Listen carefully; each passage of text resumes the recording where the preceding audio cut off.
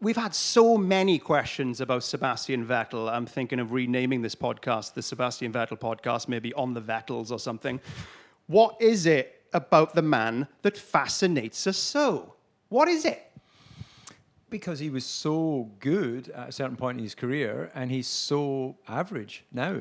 That's the confusing part. Never has there been such a fall from brilliance of any of the multiple world champions that I can remember. Can you think of any names? You know, No. there's been one-hit wonders, guys who've won the championship at the right time, in the right car, but no one that was...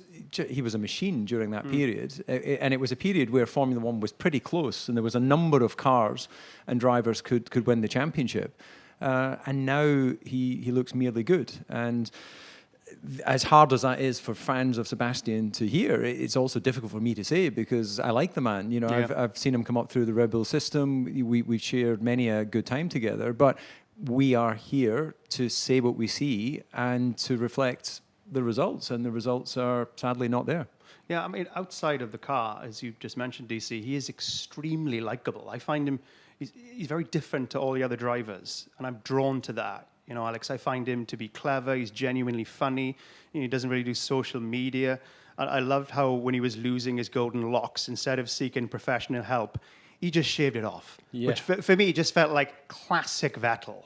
He's his own man, isn't he? He's always chosen his own path, and sometimes that's been a little bit extreme on team radio, or it's been demanding behind the scenes. But I think David's right. I think it's a unique case, which is why everyone's talking about it.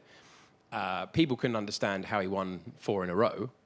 And maybe he didn't get the credit he deserved at the time, and maybe it's manifesting now into too much criticism. Not enough praise at the time, maybe too much criticism now, but we've certainly not seen a multiple champion dip like this. Yeah, I don't think it is too much criticism. I think that we struggle to criticize because we know that there has been something brilliant there, but this is a tough business where you are judged by your performance out on track, and his performance at Ferrari was lacking, and his performance in that one race for Aston was certainly not at the level that, you know, we all hope that he'd rediscover his mojo during the winter.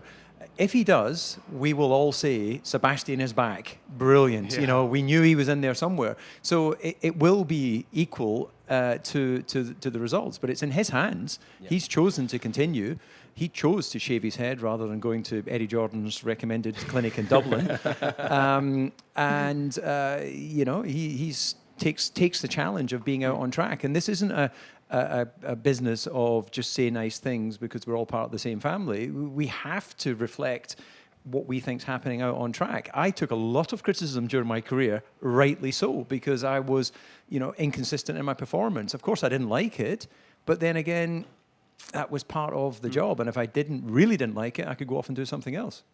Well, let's continue to ride the Seb train for a little bit longer. Let's begin with a flourish of Vettel-centric questions from our dear listeners.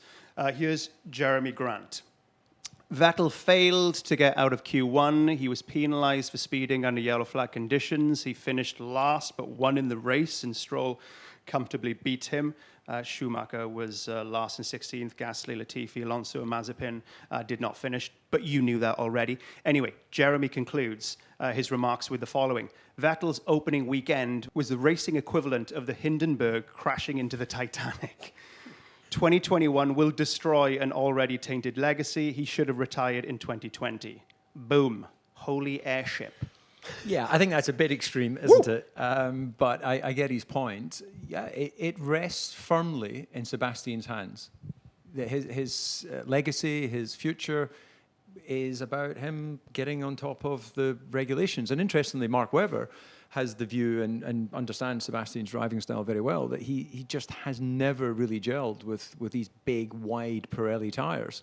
If you actually look at the point at which his career started to drop off, it coincides with that point pretty much. So, yeah, let's see. Maybe this weekend he shocks us all. There's got to be one last good race in him, if not more. So let's see how the races play out. Clarky the Sparky has been on. He begins with, Seb has said he's not at home in his Aston Martin. When might he feel at home in the vehicle? Surely we can all give our favourite German a few races to get up to snuff. Sounds like a fair request, Alex. What do you think? Yeah, he was still changing things about the layout of the steering wheel, for example, during testing. So I don't think he's entirely happy with how that car is at the moment. That's before you get to the fact that the team is trying to recover some performance because the regulations have changed and they're one of the most affected teams. But I'm not sure I would have listened or paid much attention because it was one race, he had a bad race. 50 seconds behind Lance Stroll is a problem. For a 4-time world champion, but it's his tone on the radio after the race. That was so despondent. It was so down. And you can tell he's aware that he's got to get on top of it. But yeah, if he's still in this position in 6 races' time, I don't think he'll see F1 in 2022. Wow. Daisy Reed has a thought for us. I saw that Aston Martin launched a campaign promoting their new SUV. That's the DBX, I think I'm right in saying. Lovely looking thing. The campaign showed Seb driving one in the snow. How displeased will Aston be with Seb's performance in Bahrain? I feel it tarnishes the campaign somewhat. Ooh, well observed, Daisy. I think it's a good point, DC. I think that any manufacturer who enters motor racing does so understanding you will have competition. You'll have good days, you'll have bad days. You have to accept that you, in an ideal world, will have the opportunity to have your name on the very top spot of the podium, but equally, like we saw in Bahrain, it could be running at the back, it could be a smoking car at the side of the racetrack, and that doesn't reflect on Aston per se because it's a Mercedes engine. If that was the case, so I think they're broad enough shoulders to see beyond a single performance or a single marketing campaign. And for all those that go, "Ooh, that might not look really good for them," there's still a loyal band of Sebastian fans who would argue he's doing a brilliant job. Clearly, they'd be delusional in that opinion right now because he's not doing a brilliant job. But that is the nature of fandom, isn't it? Yeah. They believe above all else and above reality at certain times what's actually happening. Side note, just to reiterate to anybody who might be listening at Aston Martin, that DBX is a lovely looking car. I'd like to be inside that. I'd like to put my whole body inside one of those. Get in touch. I think that's enough Vettel bashing. Let's move on to past is new.